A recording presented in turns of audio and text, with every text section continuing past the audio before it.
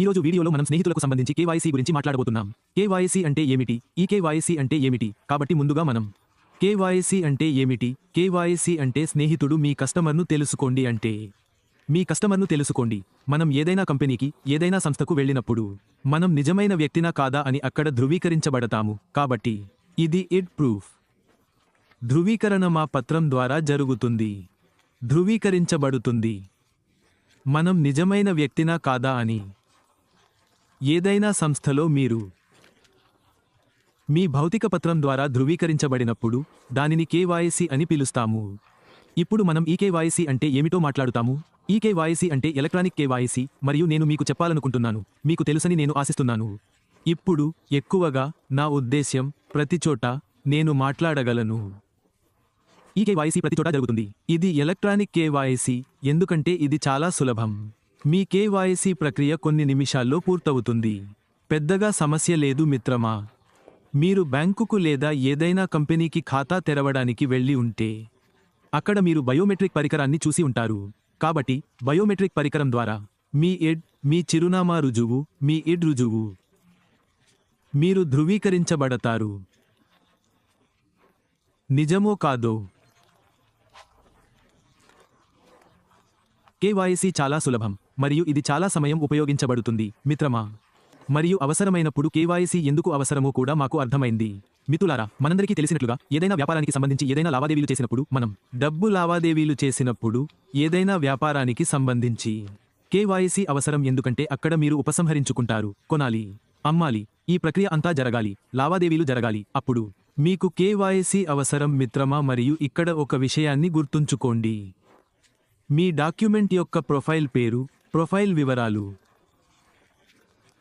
మీ ఖాతాతో సరిపోలాలి. అంటే మీ ప్రొఫైల్ పేరు మీ డాక్యుమెంట్తో సరిపోలాలి. కాబట్టి మీరు ఈ విషయాన్ని గుర్తుంచుకోవాలి. మీ అందరికీ కేవైసీ గురించి జ్ఞానం ఉండాలి. కేవైసీ అంటే ఏమిటి? అది ఎందుకు జరుగుతుంది? ఎన్ని విధాలుగా? కేవైసీ 2 విధాలుగా జరుగుతుంది. మొదట భౌతిక పత్రాల ద్వారా ఆఫ్లైన్ అంటే, రెండవది ఈ కేవైసీ అంటే భౌతికంగా ఆన్లైన్లో. కేవైసీ విషయానికి వస్తే ఇక్కడ మీరు మీ పత్రాలను సమర్పించాలి. కానీ ఈ కేవైసీ విషయానికి వస్తే ఈ కేవైసీ అనేక విధాలుగా జరుగుతుంది. ఆధార్ ఆధారిత KYC, digital KYC, central KYC మరియు మరెన్నో. కాబట్టి ఫ్రెండ్స్, నేటి వీడియోలో ఆధార్ ఆధారిత కేవైసీ ఎలా జరుగుతుందో గురించి మాట్లాడబోతున్నాం.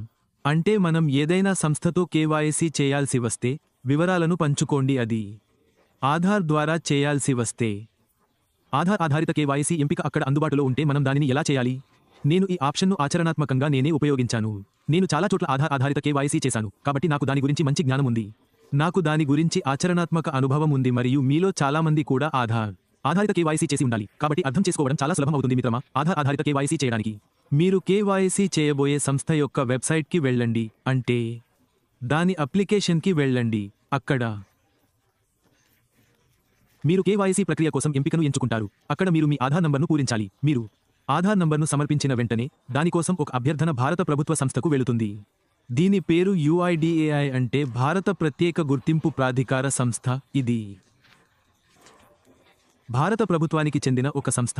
ఇక్కడ మన ఆధార్ కార్డుకు సంబంధించిన అన్ని వివరాలు అంటే కేవైసీ అందుబాటులో ఉన్నాయి మరియు ఇక్కడ నుండి మొత్తం భారతదేశంలోని ప్రతి ఒక్కరి ఆధార్ కార్డు జారీ చేయబడింది మిత్రమా. కాబట్టి మీరు ఏదైనా వెబ్సైట్లో, ఏ ప్లాట్ఫామ్లోనైనా కేవైసీ చేస్తున్నప్పుడు అక్కడి నుండి ఒక అభ్యర్థన వస్తుంది మరియు UIDAI నుండి మా రిజిస్టర్డ్ మొబైల్ నంబర్లో మాకు OTP పంపబడుతుంది. మరియు UIDAI నుండి మా రిజిస్టర్డ్ మొబైల్ నంబర్లో మాకు OTP పంపబడుతుంది. అది ఎందుకు పంపబడుతుంది? వ్యక్తి మీరేనని ధృవీకరించడానికి. ఆ వెబ్సైట్ లేదా అప్లికేషన్లో కేవైసీ చేస్తున్నా ఈ ధృవీకరణ కోసం OTP పంపబడుతుంది మరియు మీరు OTPని నింపినప్పుడు అది మీ మొబైల్ నంబర్కు వస్తుంది. కాబట్టి UIDAI అనుమతి ఇస్తుంది. ఆ అప్లికేషన్కు, మీరు కేవైసీ చేస్తున్న సంస్థకు. వారు OTP అందుకున్న వెంటనే మీ వివరాలను పొందుతారు. అంటే వారు మీ వివరాలను అందుకుంటారు మరియు OTPని నింపిన కొన్ని సెకన్లలోపు, కొన్ని సెకన్లు, కొన్ని నిమిషాలు, కొన్ని గంటలు కూడా పడుతుంది. కానీ దీనికి కొన్ని నిమిషాలు పడుతుందని నేను భావిస్తున్నాను. మీ కేవైసీ కొన్ని నిమిషాల్లో పూర్తవుతుంది. అంటే వారి వివరాలు ధృవీకరించబడతాయి. OTP వచ్చిన వెంటనే మిత్రమా, ఇప్పుడు ఇక్కడ మీ మనస్సులో మొబైల్ నంబర్ గురించి మరొక ప్రశ్న తలెత్తుతూ ఉండాలి. కాబట్టి మిత్రులారా, మా ఆధార్ కార్డ్, మా శాశ్వత మొబైల్ నంబర్ మేము ఇక్కడ ఉపయోగించే ఆధార్ కార్డుకు లింక్ చేయబడింది. మీరు దీన్ని ప్రతిరోజు మరియు శాశ్వతంగా ఉపయోగించబోతున్నట్లయితే మన ఆధార్ కార్డుకు మొబైల్ నంబర్ జత చేయబడాలి. ఇది నిష్క్రియాత్మకం కోసం కూడా మరియు రాబోయే కాలంలో మీ భవిష్యత్తు కోసం, ఏదైనా ప్లాట్ఫామ్ కోసం, ఏదైనా ఫీల్డ్ కోసం, ఏ పరిస్థితిలోనైనా ఇది అవసరం. మిత్రమా, సరి అయినదా? ఇది మీకు ముఖ్యమా కాదా? మీ ఆధార్కు కొంత మొబైల్ నంబర్ జత చేయబడాలి. ఇది భవిష్యత్ స్నేహితుడికి చాలా ముఖ్యం, ఏదైనా ప్లాట్ఫామ్ కోసం. సరి అయినదా? కాబట్టి దీన్ని చేయండి. మీ మొబైల్ నంబర్ మీ ఆధార్ కార్డుకు జత చేయబడకపోతే దానిని జత చేయండి. సిఎస్సి కేంద్రానికి వెళ్ళండి. సిఎస్సి సేవ అక్కడ ఉంటుంది, కాబట్టి అక్కడికి వెళ్ళి దానిని జత చేయండి. మొబైల్ నంబర్ను నవీకరించండి. మీరు దీన్ని చేయకపోతే మీరు ఈ విషయాన్ని అర్థం చేసుకున్నారని నేను ఆశిస్తున్నాను ఫ్రెండ్స్. కాబట్టి మీరు ఏదైనా ప్లాట్ఫామ్లో కేవైసీ చేస్తున్నప్పుడు, అంటే ఏదైనా సంస్థతో మరియు ఆధార్ ఆధారిత కేవైసీ ఎంపిక ఉంటే, మీరు అక్కడ మీ ఆధార్ నంబర్ను పూరించాలి. ఆధార్ నంబర్ను పూరించిన తర్వాత మీ కేవైసీ వివరాలు వారు దానిని పొందుతారు. మరియు ఇక్కడ ఆధార్ ఆధారిత కేవైసీ 2 విధాలుగా జరుగుతుంది. మొదటిది ఓటీపీ ద్వారా, నేను మీకు చెప్పాను. రెండవది బయోమెట్రిక్ ద్వారా. బయోమెట్రిక్ అంటే మన వేళ్లు. ఇది బయోమెట్రిక్ పరికరం. మీరు ఎక్కువగా బ్యాంకులలో లేదా డబ్బు లావాదేవీలు జరిగే చోట బయోమెట్రిక్ పరికరాన్ని చూసి ఉంటారు.